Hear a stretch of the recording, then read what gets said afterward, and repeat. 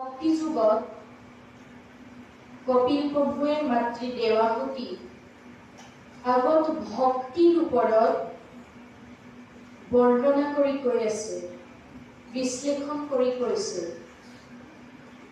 দেৱাহুতি আয়ে কপিল প্ৰভুক কৈছে, যিহেতু দেৱাহুতি আই এগৰাকী ভক্তি মাতৃ, গতিকে তেওঁ কপিল প্ৰভু ঈশ্বৰ জ্ঞান কৰে। ভক্তি মাতৃসকলে নিজৰ সন্তানকো ঈশ্বৰৰ জ্ঞান কৰে। দেৱাহুতি আই কপিল প্ৰভু ভক্তিৰ ওপৰত বিস্তাৰিতভাৱে ক'বলৈ অনুৰোধ জনাইছিল। কপিল প্ৰভুৱেও সকলোখিনি কথা আই দেৱাহুতিৰ আগত বিস্তৃতভাৱে বৰ্ণনা কৰি দিছিল। এতিয়া এই যে ভক্তি প্ৰধানত দুই প্ৰকাৰ, সগুণ ভকতি আৰু নিগুণ ভকতি। সগুণ ভকতি একাশীবিধ আৰু নিৰ্গুণ ভকতি হ'ল এবিধ। এতিয়া এই ভক্তি যুগত অতি সুন্দৰভাৱে উল্লেখ কৰা আছে, পৰক মাৰিবে প্ৰতি মনত সংকল্প কৰে, দম্ভ বামৎসৰ অতিশয়, এহিমতে ভক্তিমূত কৰিলে তামস হয়, ক্ৰোধ ভেদ তিনিতে আশ্ৰয়, ক্ৰোধ ভেদ তিনিতে আশ্ৰয়।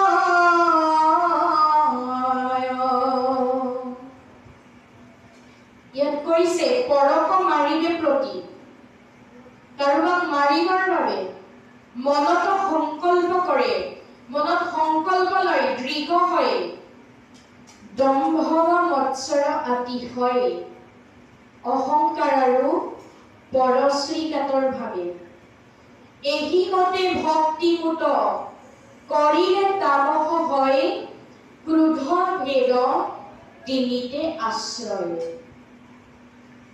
ধৰি লওক আপুনি ওচৰৰ গাঁও এখনলৈ গৈছিল, কিবা কাৰণত আপোনাৰ লগত কাৰোবাৰ মনোমালিন্য ঘটিলে, আপুনি সকলোবিলাক সহি সামৰি ঘৰলৈ গুচি আহিলে।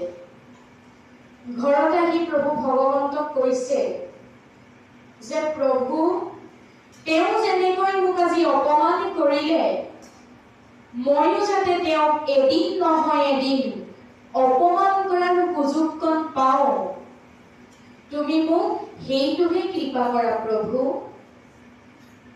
এই ভাৱটোলৈ যিজনে প্ৰভু ভগৱন্তক ভজনা কৰে, সেই ভাৱটোক কৈছে তামসিক ভক্তি।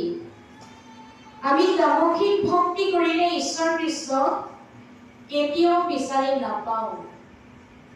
আকৌ কৈছে বিষয়ত কৰি আশা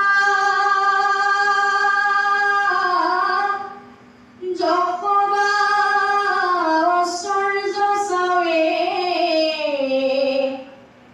প্ৰতিমাত মুহুক পূজয়, তিনিও প্ৰকাৰে ইটো ৰাজস ভকতি মাত্ৰ, তজুৱাগে কহিলো নিশ্চয়,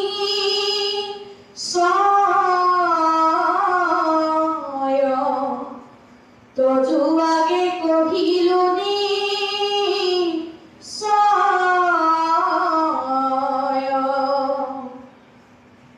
বিষয়ত কৰি আশা যশোবা ঐশ্বৰ্য চাৱে, প্ৰতিমাত মুহুক পূজয়, যদি আমি প্ৰভু ভগৱন্তৰ ওচৰত কেৱল মাত্ৰ ধনং দেহি বিদ্যাং দেহি যশং দেহি পুত্ৰং দেহি এইবিলাক ভাৱনা লৈ যদি আমি প্ৰভু ভগৱন্তক ভজনা কৰো, সেই ভাৱটোক কোৱা হৈছে ৰাজসিক ভক্তি। আমি ৰাজসিক ভক্তি কৰিলে প্ৰভু ভগৱন্ত কৃষ্ণক কেতিয়াও বিচাৰি নাপাম। কিন্তু একান্ত ভকতসকলে ৰাজসিক ভক্তি নকৰে। তাৰ এটি সুন্দৰ প্ৰমাণো আছে। প্ৰসংগক্ৰমে ক'ব লগা হৈছে, যেতিয়া কুৰুক্ষেত্ৰ যুদ্ধৰ পাছত প্ৰভু ভগৱন্তই পঞ্চ পাণ্ডৱৰ ওচৰৰ পৰা বিদায় লৈ নিজ ৰাজ্য দ্বাৰকালৈ যাবলৈ ওলাইছিল, যোৱাৰ আগতেই তেওঁ শেষ বিদায়টো কাৰ ওচৰত লৈছিল? কুন্তীৰ ওচৰত লৈছিল, পেহীয়েকৰ ওচৰত লৈছিল।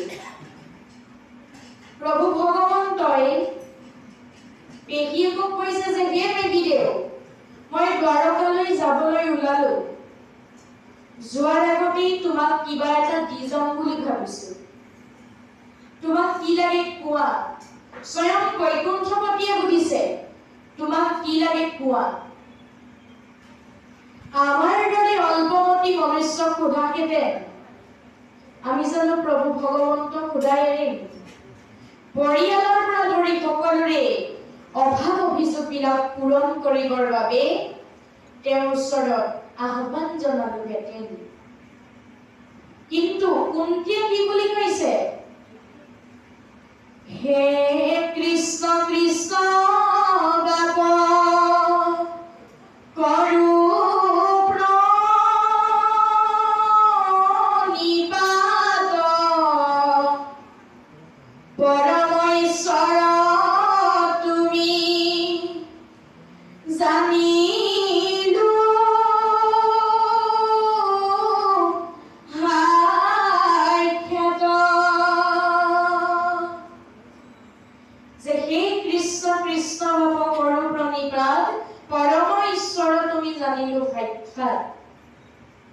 যে হে প্ৰভু, মই তোমাক ঈশ্বৰ ৰূপে গণ্য কৰিছো, তোমাক মই ঈশ্বৰ বুলি স্বীকাৰ কৰিছো তোমাৰ মহিমা আৰু কাৰ্যাৱলীৰ পৰা। হে কৃষ্ণ কৃষ্ণ ভাৱ কৰো প্ৰণিপাত পৰম ঈশ্বৰ তুমি জানিলো সাক্ষাৎ নানা বিপদত পুত্ৰ হমি আশা ৰাখি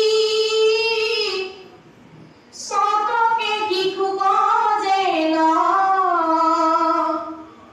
ঢাকি ৰাখে পাখি।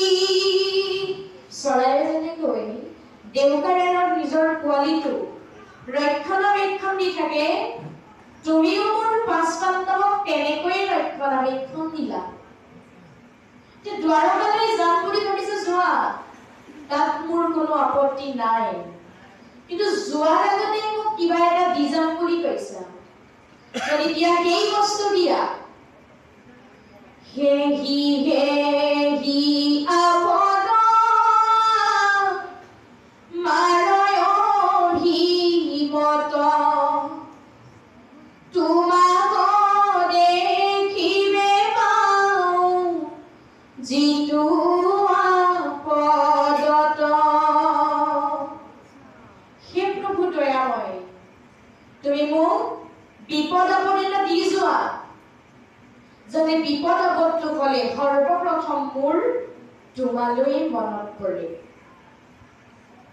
আৰু যদি দিব বিচাৰিছা সেই বস্তু দিয়া, কি লাগে পেহীদেউ?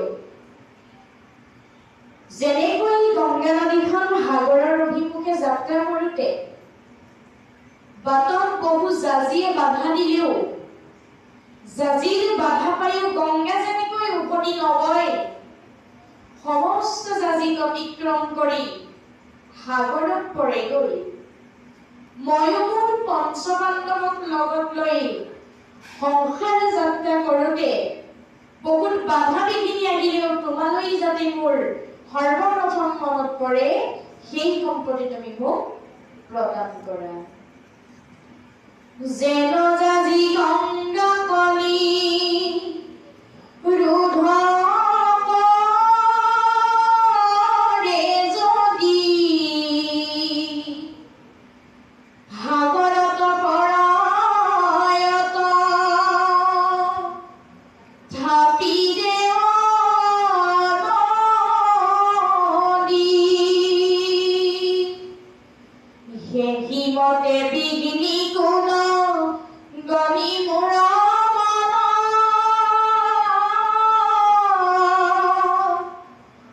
সদায় স্মৰক মাত্ৰ তোমাৰ চৰণ। হে প্ৰভু, যিমান বাধা বিঘিনি আহিলেও সৰ্বপ্ৰথম তোমালৈ যাতে মোৰ মনত পৰে সেই সম্প্ৰতিকে তুমি মোক প্ৰদান কৰা। ক'ব লগা বহুত আছিল, বিদায়ৰ সময়ত ভাষাৰ অভাৱ। একো কহিবা কমই নপাৰো সম্প্ৰতি, যেই লাগে কৰা দেৱ অগতিৰ গতি। হে প্ৰভু দয়াময়, যিমানখিনি ক'ব লগা আছিল মই ক'লো, যে তুমি যি কৰা সেইটো তোমাৰ ইচ্ছা। কুন্তীৰ ভক্তিভাৱত দ্বাৰকালৈ যাব খোজা কৃষ্ণ আপ্লুত হৈ গৈছে। তাৰ পাছত কৃষ্ণই কৈছে, তেনেহ'লে পেহীদেউ নাযাওঁৱেই দিয়া। অ নাযাই দ্বাৰকা বুলি পালতি হৰি, দুলাই গৃহে প্ৰখিলা কোন ঠিকয়া কৰি। কুন্তীৰ ভক্তিভাৱে যাব খোজা কৃষ্ণকো আপ্লুত কৰিলে, আৰু কুন্তীৰ ভক্তিভাৱতেই সন্তুষ্ট হৈ প্ৰভু ভগৱন্তই আকৌ কুন্তীৰ লগতেই বসবাস কৰিবলৈ ল'লে। এই হ'ল ভকতিৰ মহিমা। ভকতিৰ মহিমা দেখিয়া অদ্ভুত, ভৈল কৃত কৃত গীতু জীৱন্তে মুকুত। ভকতিৰ মহিমা কিমান! ভকতিৰ জৰিয়তেই কুন্তীয়ে যাব খোজা কৃষ্ণকো যাবলৈ নিদিলে। কৃষ্ণ আকৌ কুন্তীৰ লগতেই বাস কৰিবলৈ ল'লে। এতিয়া একান্ত ভকতসকলে ভকতিৰ সুখ বাঞ্ছা কৰেনে মুকুতি সুখ বাঞ্ছা কৰে? একান্ত ভকতসকলে কেতিয়াও মুকুতি সুখৰ বাঞ্ছা নকৰে, কাৰণ মুক্তিত ভক্তিৰ ৰসকণ নাই, কিন্তু ভক্তিত মুক্তিৰ ৰসকণ নিজে নিজেই পাই যায়। ভকতি বিহীন এই মনুষ্য দেহ ধৰাৰ কোনো অৰ্থ নাই বুলি কৈছে। বঠাবিহীন নাৱৰ লগত তুলনা কৰিছে, নৈ দুটি অহা জাৱৰৰ লগত তুলনা কৰিছে।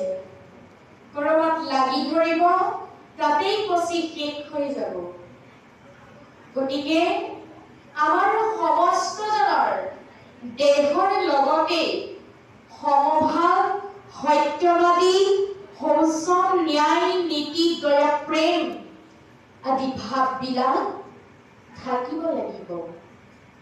যিসকলৰ হৃদয়খনত এই ভাৱকেইটি থাকিব, সেইখনহে কিন্তু পবিত্ৰ হৃদয়। আৰু সেইখন হৃদয়তহে প্ৰভু ভগৱন্তই বাস কৰিব।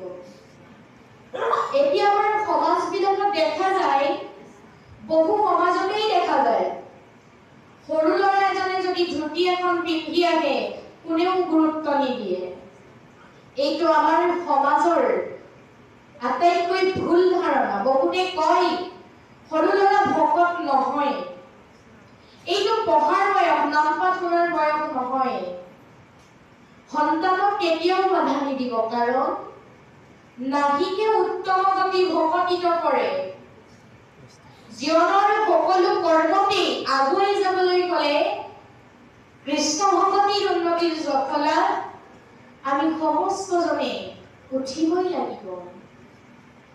যিসকলে কৃষ্ণ ভকতিৰ উন্নতিৰ জখলাত উঠিব, সেইসকলৰ জীৱন গঢ়াত আৰু কোনো বাধা বিঘিনি আহিব নোৱাৰে। তেওঁলোকক সকলো বিপদৰ পৰা ৰক্ষাকাৰী স্বয়ং প্ৰভু দৈৱকী নন্দন দেৱ কৃষ্ণই হাতে চক্ৰ ধৰি অনবৰতে ৰক্ষা কৰি থাকিব। কিন্তু প্ৰভু ভগৱন্তৰ একান্ত ভকত হ'ব পাৰিব লাগিব।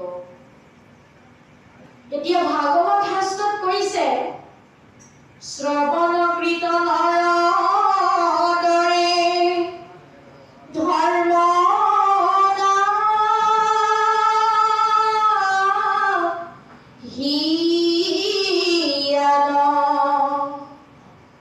কৈলো সত্যৰ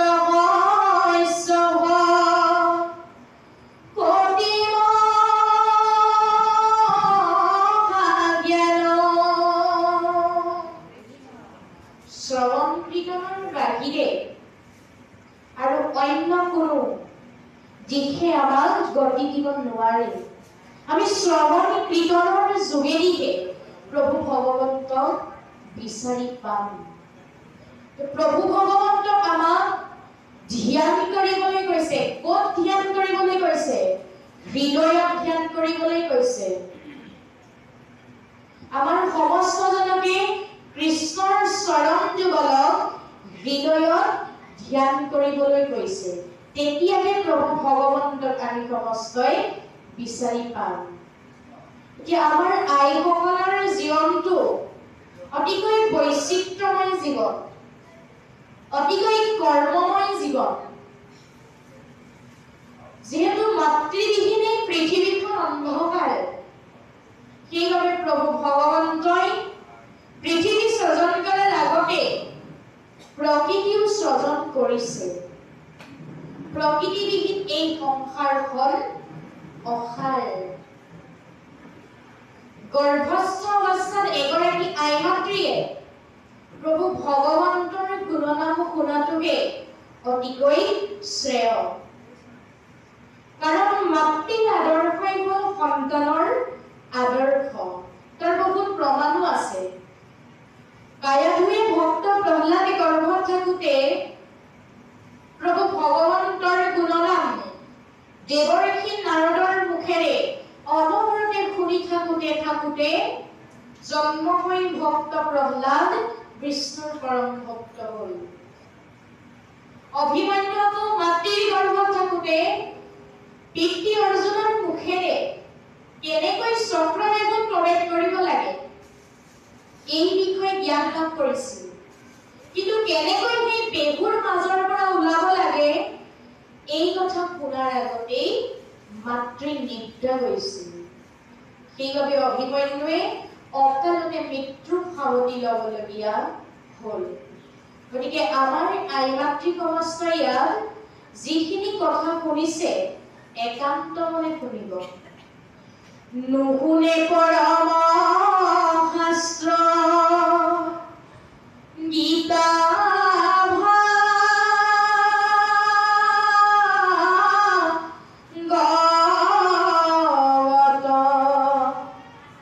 কিবতে ভকতি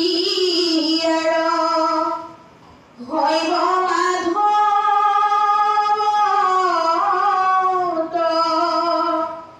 কিবতে ভকতি হৈব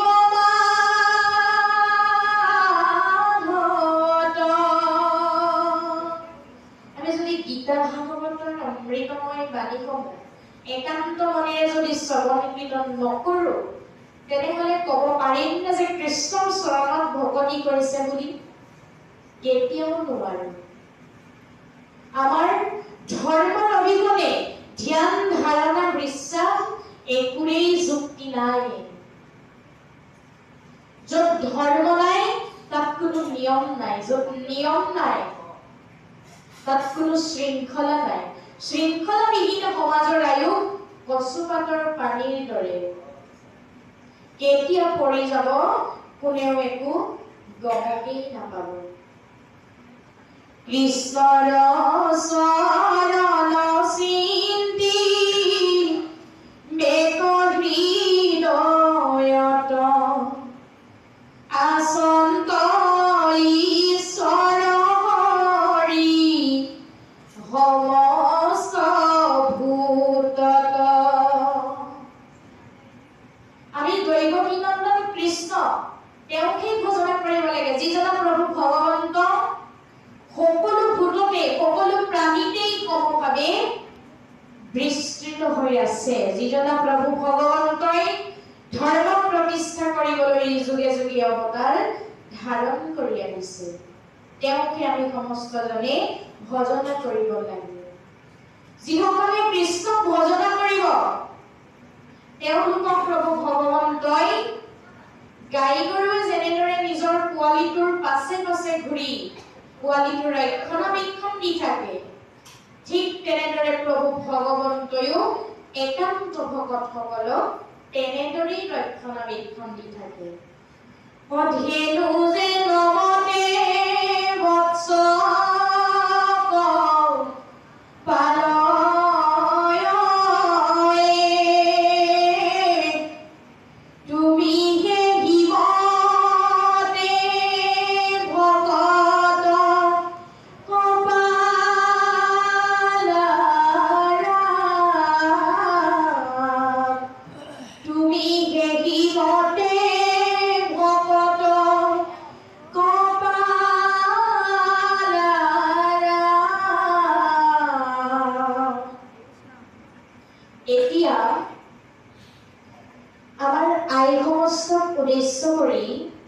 কবলগীয়া হৈছে পঞ্চম বেদ স্বৰূপে কোনে স্বীকৃতি লাভ কৰিছিলে?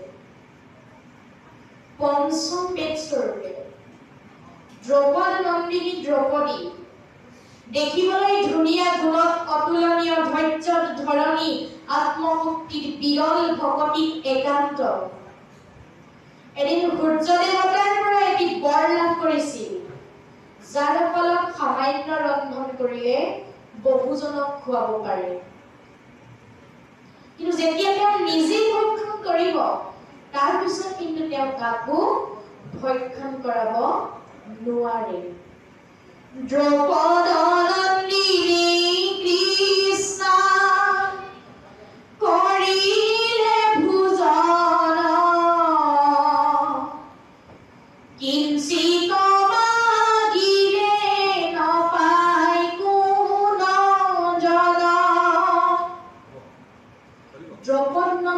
দ্ৰৌপদী যেতিয়া নিজে ভক্ষণ কৰে তাৰ পিছত আৰু কাকো ভোজন কৰাব তেওঁ নোৱাৰে। কিন্তু সূৰ্য দেৱতাতকৈও হল শ্ৰেষ্ঠ প্ৰভু ভগৱন্ত কৃষ্ণ। এবাৰ দুৰ্যোধনৰ কুটবুদ্ধিত পৰি ঋষি দুৰ্বাসাই বনবাসী পাণ্ডৱৰ গৃহৰ ফালে ভোজনৰ অৰ্থে লগত 10,000 পৃষ্ঠপোষক গমন কৰিছে। ইতিমধ্যে সন্ধ্যা সময় হ'ল, দ্ৰৌপদী আহাৰ ভক্ষণ কৰিলে। যেতিয়া তেওঁ নিজে আহাৰ ভক্ষণ কৰিলে ইয়াৰ পাছত আৰু কাকো ভোজন কৰাব নোৱাৰে। দ্ৰৌপদী মহা চিন্তাত পৰি গ'ল, যদিহে আজি ঋষি দুৰ্বাসাক তেওঁ ভোজন কৰাব নোৱাৰে, দুৰ্বাসা ঋষিয়ে হাত দি তেওঁলোকৰ পঞ্চ পাণ্ডৱক নাশ কৰি দিব। অতি ভক্তি ভাৱেৰে দ্ৰৌপদীয়ে উপায় বিচাৰিলে। ভক্তি ভাৱেৰে দ্ৰৌপদীয়ে আচল পেলাই প্ৰভু ভগৱন্তক ভজনা কৰিছে। কি বুলি ভজনা কৰিছে? হে কৃষ্ণ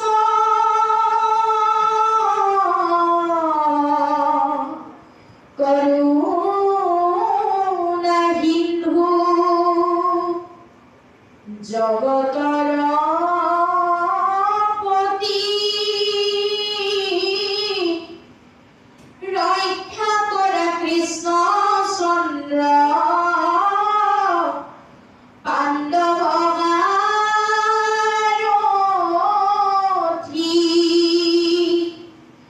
ৰক্ষা কৰা কৃষ্ণ চন্দ্ৰ পাণ্ডৱসাৰথি।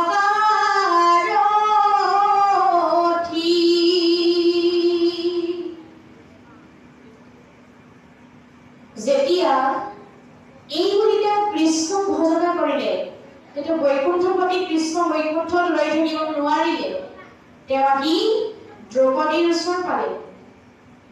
আৰু এতিয়া দ্ৰৌপদীয়ে প্ৰভু ভগৱন্তক সেৱা জনাই কৈছে যে প্ৰভু তুমি সকলোবিলাক জানাই, তুমি অন্তৰ্যামী, কি হৈছে কি নাই।